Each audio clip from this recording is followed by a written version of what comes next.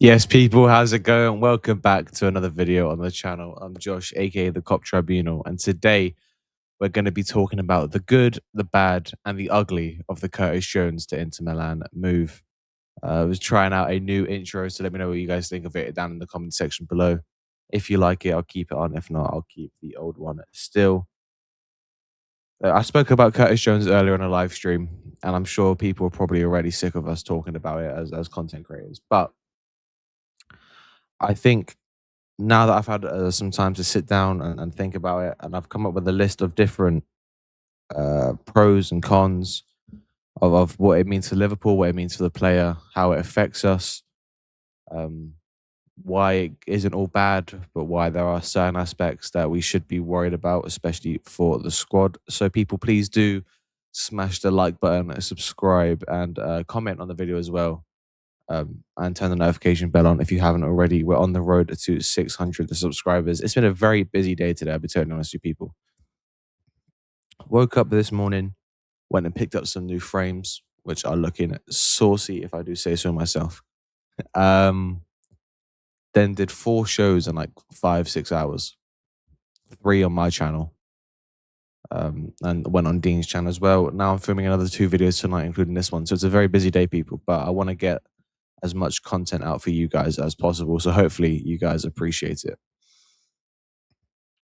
I want to start with the positives because I don't want people to think that this move is all bad or that I'm being super negative of the move, um, because there is definitely positives to it. There's a lot of negatives as well, and we'll get onto that because this move isn't perfect.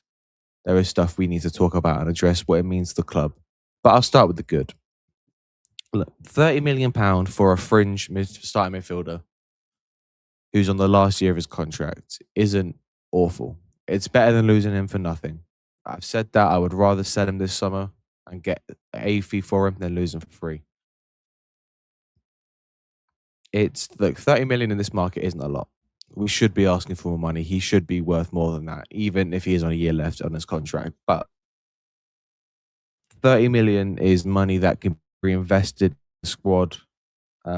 Whether we do that or not, that's a different question, but it is money that can be reinvested. I look at the potential links. I don't know how true they are, but we'll see in the next couple of days if they develop the links to Man City and Kone. I look at them and I think if you invest the 30 million that you get for Curtis Jones plus a little extra on top of that, then for me, I don't know why we can't go get Manu Kone, because for me, Manu Kone is the exact profile of midfielder we need. Very aggressive, very physical, dominant ball winner, good on the ball, offers a little bit going forward. People sat there and say, Neoni's ready, Neoni's the next step up. And we'll talk about that because I want to stick to the positives. But I just think we should consider reinvesting the money back in the squad, even if that is putting it towards the Mbaye deal. I also think it's a good move for Curtis. It's a chance for him to be a genuine starter week in, week out. And of course, I've said it already today. I've got my reservations of whether I think he starts every game for Inter Milan. But he will probably start quite a few games. Zielinski's getting old. Çalhanoğlu's getting old. Beretta's 29. So he's got the chance to go into a league that I feel really suits him in terms of being on the ball, in terms of the qualities he possesses. I feel like it really, really does suit him. He's a very press-resistant midfielder, composed in the tight spaces, is technical, can pass the ball, offers value going forward and defensively, covers numerous positions. So for me, I think he suits the Serie A very well. If you speak to anyone who watches Italy, they'll tell you Curtis Jones is an Italian coded player. Big up Jamie. Jamie watches a lot of the Serie A, and Jamie will tell you he thinks Curtis Jones is going to do very well in Italy. Obviously, we have to wait and see because nothing's 100% certain, but it's another thing is it's a fresh challenge after spending his whole career at Liverpool. And I know I'm a Liverpool fan, I'm not a Curtis Jones fan. So at the end of the day, I want what's best for the club. Apologies, I feel like I'm coming a bit under the weather. So if you see me taking a minute, it's just to compose myself. The guy is 26, I want to say, 25, 26. I'll actually fact check that quickly as I carry on. The guy is 25, 26. We know Trent around that age realized he wanted a different challenge, and whether we berate him for that or what is a we I think Trent's a rat. The difference is with Curtis is Curtis didn't force the move out. Curtis was respectful enough to say he wants to join Inter. He was pushing for the move, but he didn't force his way out. He's not run down his contract. I'm sure he happily would have renegotiated his contract if Liverpool were willing to give him the terms that he was looking for. Obviously, we can sit here and question whether his demands were unreasonable, and we will talk about that. But it's very different in the sense of he's 25. If he's not getting the financial demands that he's asking for, then not only is it a fresh challenge in another league that suits him, it's also nice to get away. A lot of footballers will tell you they feel a bit stagnant if they stay in one place for too long. Sadio Mane said it best. He wants a new challenge. Now, I understand people will say it's different because Curtis Jones is a Scouser. He grew up in the city. Liverpool's always ever known. I understand that. Of course I do. I'm sure Curtis would have stayed till he was 35 if he would have.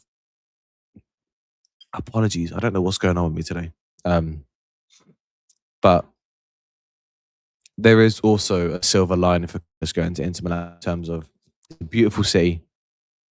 He gets to live the lavish lifestyle because he's making a whole lot more money than he was at Liverpool. So for me, I think it really does suit Curtis. I think it's a great move for Curtis' career. Gives him a chance to still stay in that Champions League club and being a starter week in, week out. Now, I want to move on to the bad because actually, no, one more thing I will say is it does create a pathway for players like Trey Nioni to come through. And I'm very high on Trey Nioni. I think a lot of people are at the moment after the preseason he's had and the way he conducts himself on the pitch. I think it would have been hard for Nioni to get consistent minutes with Jones still here unless you sold McAllister. So Nioni, I assume, will take that step up. Now, we will only see in due course if Nioni is ready. We can sit here and say we think he is based on preseason. We can't for certain say that. So for me, I'm going to keep my reservations. I'm excited to see Trey Nioni play for us consistently. I'm not going to sit here and say he's ready or that he's 100% going to be a success because we don't know. He's one bad injury away from now. He's never the same player. And I hope that doesn't happen. And I don't even want to put that out there. But there is a possibility. We've seen loads of players. Apologies. Apologies. I had a little sneezing fit there. What was I talking about? I've got, yeah. So Nioni, we don't know if he's going to be a success. I hope so. And I believe he will. And maybe this frees up a pathway for him that maybe or necessarily wasn't there if Curtis Jones stayed. Now, I don't believe that to be the case, but you could spin it like that. To be honest, that's pretty much all there is for the good of this deal. If you guys can think of anything else, please do let me know in the comments. The bad, and there is quite a lot of bad, and there's a lot of ugly as well, is Curtis Jones is a brilliant squad player.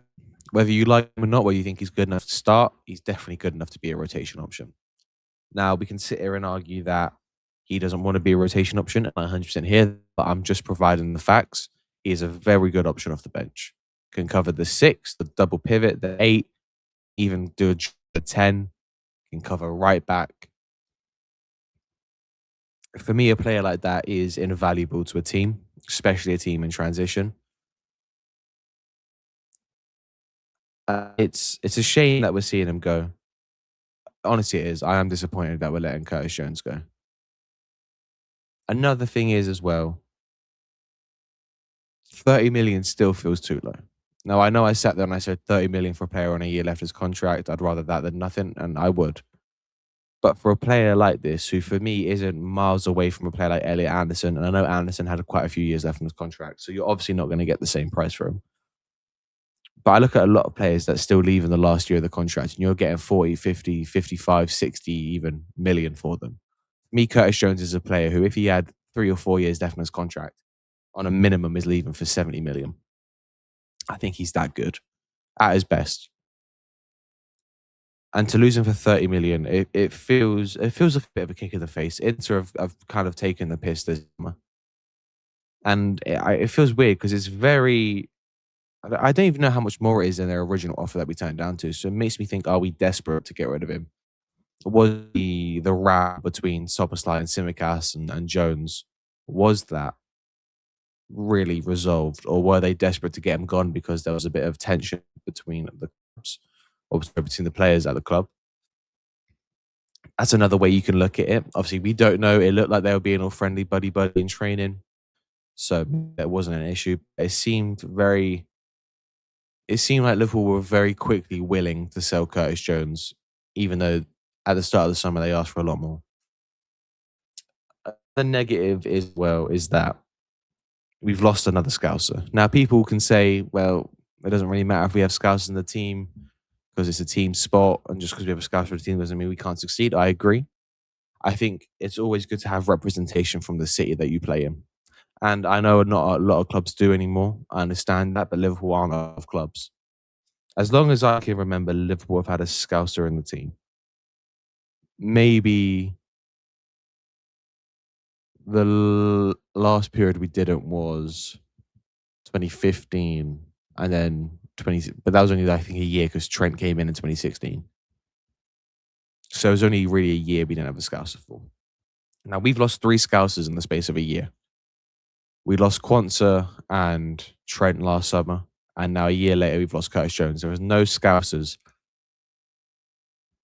left in the first team. That's a 25-man squad. Obviously, there's Scousers in the academy and there's fringe players who get into the squad those days who are Scouts. Luke Chambers, that Jaden Dans. There are players, but if we name the 25-man squad for the Premier League, I doubt those players are in that. Luke Chambers might be, to be fair. So we're losing another Scouts player. We have no Scousers now in the first 11, first 18, first 25, whatever you want to, whatever metric, whatever measurement of the squad you want to use. Now, I don't want to be that guy because, to be honest, I don't believe in superstitions. That's never been me. But the factual statements are we've never won a league without a Scouser in the team, or at least in recent memory. I'm not going to go back to the 60s and 70s, but in the 80s, we always had a Scouser. When we won trophies in the 2000s, there was a Scouser in the team. In the 2010s, we had Scousers. And in the 2020s, we've always had a Scouser. So there always have been Scousers in the team. Now, it's another thing as well, because Curtis Jones obviously grew up being a diehard Liverpool fan. Worked, I'm sure, was his dream come true to be a Liverpool player. And now to seemingly be, I can't even say edged out of the club because that's a pause. To seemingly be, I don't want to say forced out either because that doesn't feel right. To be kind of slowly pushed out the door feels very harsh. The club weren't willing to give him the contract, and we'll talk about that in a second. But yeah. Next thing is as well. Obviously, it's a huge hit to the squad depth. We already know we have a weak squad coming into the season. People say midfield's the area that we feel most confident about in our squad depth. Well, I feel a lot less confident about it now. For me, if you have a midfield 5 of Gravenberch, Szoboszlai, McAllister, Jones, Neoni, that's a lot better than a midfield 4 of Gravenberch, McAllister, Szoboszlai, Neoni. Jones is a very good squad option. In cup games, in games where we need ball retention and we're struggling to keep the ball in games against lower opposition, if you're playing and I keep using these as an example, I feel bad. Ipswich or a Hull, even Crystal Palace, I think, are going to be poor this season. That's when Curtis Jones can play games, can dictate the game, control the game, make the game a lot easier for us. It's also hard to replace his versatility. It's not many midfielders now can cover all 3 midfield positions and play right back. Now, we can sit here and we can debate whether we think Curtis Jones is a good right back. I don't think he is, but he is cover in case of an emergency. For me, Szoboszlai can play all 3. I don't think he plays the 10 to a super high, but I think he can play the 8 and the 6 to a high level. Gravenberch can play the 8 and the 6. He can't play the 10. I'd arguably say Weston can play all 3 positions. To what level is a different question at the moment. Neoni can play all 3. I don't think he's suited to be a 10 in the Premier League. I think he's more of an 8 or a 6 in the Prem. So to lose a player like Curtis who can definitively play all 3 positions to a good level, like if Curtis played in the 10 against Leeds tomorrow, I wouldn't mind. I've said no, we're not playing Leeds tomorrow, but just hypothetical. I wouldn't mind because I think he's very good on the ball. In the final third, I trust his decision, although sometimes infuriate me. I think he offers versatility in terms of his playmaking and shooting. And like I said, like the ball retention in that final third would is what makes him stand out for me if he was to play the 10. Now, I don't think he should play the 10. I don't think that's his best position. I don't think it's even his second or third position. But if he played the 10 or if we were playing Leeds, I wouldn't hate it, especially if we were playing a good double pivot behind him. Um, Also, it is another homegrown spot gone, another homegrown player gone. Sorry, I should say. It's we already struck with homegrown spots. I hear people say we can't now sign Barcola because we've got no homegrown spots. We can sign Barcola. We will sign Barcola. I know people worried because Ornstein didn't mention Gakpo in his tweet. Spurs are going to sign all three if they can. Um, but it is true. Curtis Jones was a homegrown player, which helped out. It is good for P. Another good thing, the Curtis Jones sale is very good for PSR because it's squad profit. Obviously, we didn't buy Curtis Jones, so we're making 100% profit on the player. So it is very good for PSR. But going back to the homegrown spot, obviously we are struggling for homegrown positions. Curtis Jones now gone means we have one less. And we need to obviously that is a consideration. People will get bored of people talking about the homegrown situation. It is an issue that needs to be addressed. If you can't play if you haven't got the homegrown quota filled out properly. Um, so and I've got it down here. Like he could get better still. He's only 25. We've seen players peak when they're 27, 28. So Curtis Jones could still kick on under Areola if he believes Areola was a manager for him and become an even better player than he already is. Like, I'm not too sure how much I believe that. I think what you see is what you get with Curtis Jones. For me, he probably hasn't really improved in about 2 or 3 years, but I think he's been good for 2 or 3 years. So I think he might get slightly better in Italy. Actually, he'll look a lot better in Italy in terms of how good of a player he actually is. Like, I'll use an example. I've always been very consistent. Scott McTominay is the same player at Napoli than he was at Man United. But in the Serie A and in that Napoli team, he's allowed to do what he wasn't allowed to do at United, which is why he looks so good. Scott McTominay is a very high level athlete who's very okay and average technically. But because if you're a super athlete in the Serie A and you're an attacking position, you are very good in that league. Curtis for me is the opposite, where in terms of profile, though, he's not a super athletic midfielder, but he's very good technically. And I think that works. If you're amazing at one thing in the Serie A, if you use it right, you're one of the best players in the league. So for me, Curtis, like I think Curtis will look very good, one of the best players in Serie A because of his how his skill set translates to that league. So I think that the McTominay shout's probably good. He probably won't win Player of the Year. I think I was probably being a little bit harsh on McTominay there, but for me, I think if he plays really well for Inter last season, it's not like he's gotten so much better as a player. I just think his skill set translates a lot better in the Italian league. I want to move on to the ugly now because there is definitely we can talk about the direct consequences of the Jones move, but there are ramifications for the rest of the team and the future of the team of the Jones move. First one being, I mean, I think we could come to regret it.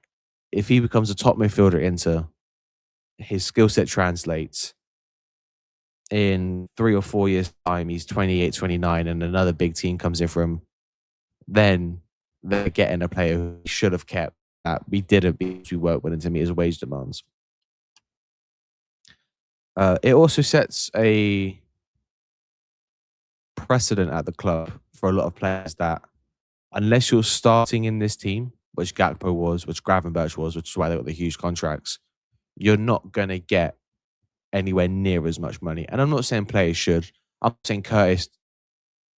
No, you know what? Curtis did deserve 170 grand a week. If Gravenberch is on 270, Jones isn't a 100 grand player, 100 grand worse player than Gravenberch. But I think players, maybe like a Frimpong or Rio, when he comes to negotiate his contracts, or an STK, will look at that and be like, "Well, I want money. I want money that how can I put it? Ekatike can sit there and say, "Well, Gakpo's on 270, so I want 250." Because let's be real, last season, Ekatike's impact was a lot higher than Gakpo's, and Gakpo's leaving, so maybe we can't use that as a benchmark anymore. But Van Dijk's on 400 grand, so maybe Frimpong will sit there and go, "Well, I can't ask for 400 grand, but maybe I want 150, maybe I want 200 if he's the starting right back until Bradley's back." And I think us being very and I can't sit there and say we should give in to all wage demands because that's how we ended United a few years. But we also can't sit there and say we shouldn't pay our players in reflection of what they've done for the club. Curtis Jones gave us 5 very good years for the club. And for us to sit there and say we're not going to pay you 150, 175, whatever it was he was asking for, I feel like that's a little bit tongue in cheek, a little bit, a little bit. I'm just trying to think of the right word.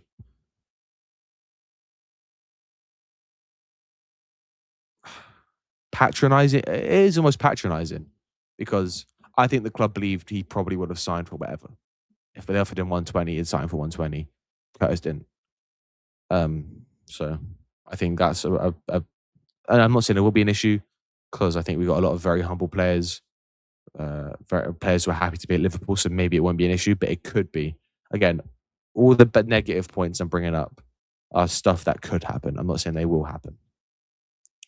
Um, Also, I mean, basic one, the contract situation shouldn't have reached this stage. With 2 years left in his deal, Curtis Jones should have been approached for a contract. If he didn't want to sign a contract last season, sell him.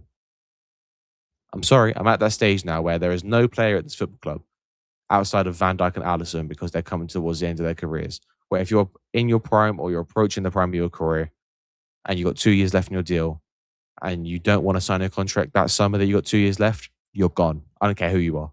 You could be Mbappe. If you got 2 years left in your deal, I'm not letting you walk for half the price I'm getting for you this summer or on a free the year after. I'm sorry. I'm not. If it was, honestly, I mean this, and people say, no, you don't, because if Mbappe was at Liverpool, you would let him go with last year's contract. I promise you I wouldn't. If we sign Mbappe to a 5 year deal, which we won't, but hypothetically, and Mbappe got to 2 years left in his deal and he wasn't willing to negotiate, I promise you, tomorrow I'm shopping him. Tomorrow I'm going to Madrid, going to Barca, I'm going to Arsenal, I'm going to Saudi, I'm going to City. Okay, I probably wouldn't go Arsenal or City. I'd go to Bayern. I'd go to Saudi. I'd say, look, however much you paid for him, plus a little bit extra because he's still got 2 years left in his deal, and he's yours. Unless he was a lot better than when we signed him, in which case it'd be like, I want 200 million for him. If Mbappe had 2 years left in his contract, I'd want 200 million for him. But I don't want any more players getting into the last 2 years of their contract and then us not offering them a new one or selling them. There's some players I wouldn't offer a contract. Like Endo, if Endo had 2 years left of his contract, I would just sell Endo. I wouldn't offer him a new contract. But we're not that club, are we? Unfortunately. And that's an issue with the owners. You know what I mean? Issue with the owners and with the sport director. Another thing is that I don't think selling him is necessarily a problem. I think replacing him is a problem. You're telling me now in a situation where we're most likely going to sell Harvey Elliott. So Soboslai is potentially our um, backup 10. I assume this season Soboslai will be the backup 10. So we're one Soboslai injury away if we sell Elliott from having 3 midfielders to rotate the double pivot and no backup. If you say, well, Mac the backup 10 or Neoni's the backup 10, well, then you've got 2 midfielders and you can't rotate anyone. So we still need to get another midfielder. 2 if Mac goes. We won't. I know my football club. We won't, but we should. Another one is, I mean, like, I don't know, hindsight's 2020, and I don't want to be that guy. Well, what if in 2 years' time we regret it? But it is a possibility. We definitely can regret this move in a few years' time. Like if Curtis Jones is leading Inter Milan or one of Inter Milan's best players on a Champions League final run or to win the league in Italy, then we might see her in 2 years and we're struggling because Neoni hasn't kicked on how we want and McAllister doesn't still looks shite. And we're now sitting here thinking, oh, well, we should have kept Curtis Jones. I don't think that personally that will happen, but it's a possibility. And if it does happen, then we've only ourselves to blame. Like I said, I don't think it will happen. I don't, but it could. All these are hypotheticals. Nioni could be God himself. He could be Clarence Seedorf regenerated. And now we're sat thinking, fucking laughing because we saw Curtis Jones and Nioni is taking his minutes. We could be laughing this time next season. Curtis Jones could go to Inter and stink up the place. So it swings and roundabouts. It could work one way, it could work the other. Unfortunately, I'm talking about the negative stuff, so I'm not going to talk about what could happen in terms of good for us. Because I've got to talk about the negatives. Because if we don't talk about the negatives, it kind of looks ignorant. I don't want to be ignorant to the fact that stuff can go wrong in football.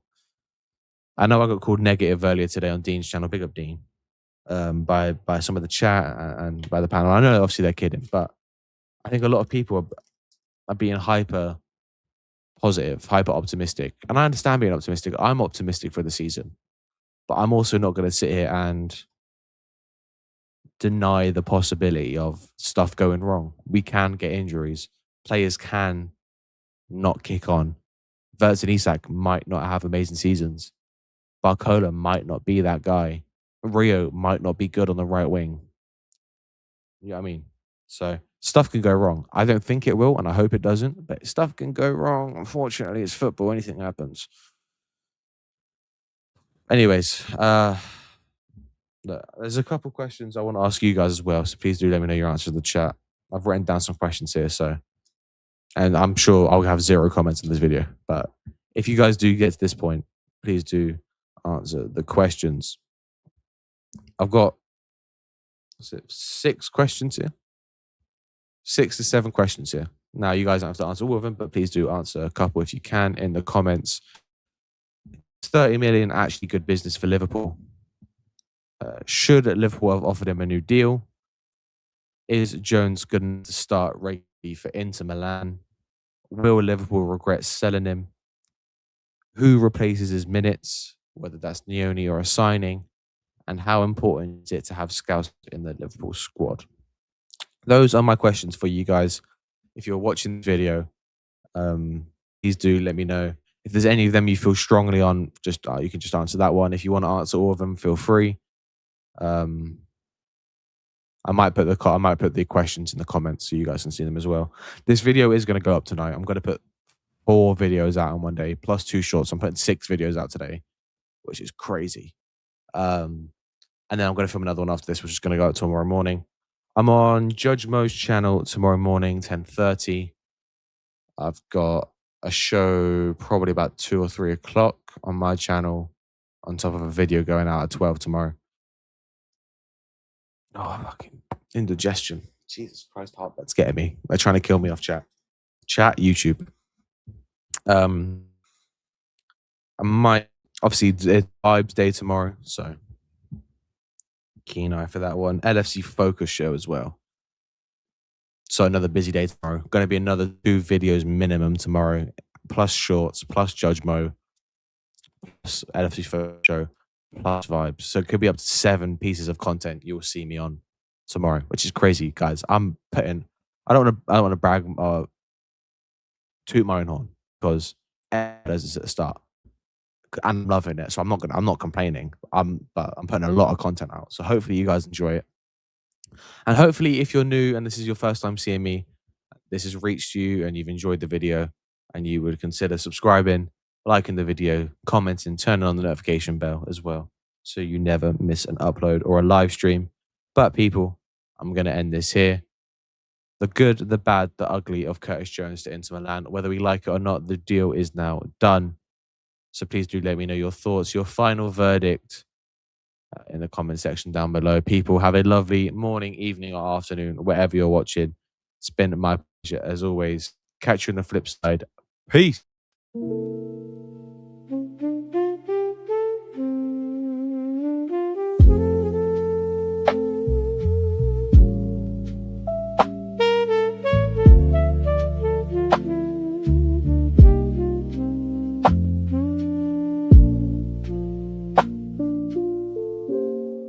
The boots go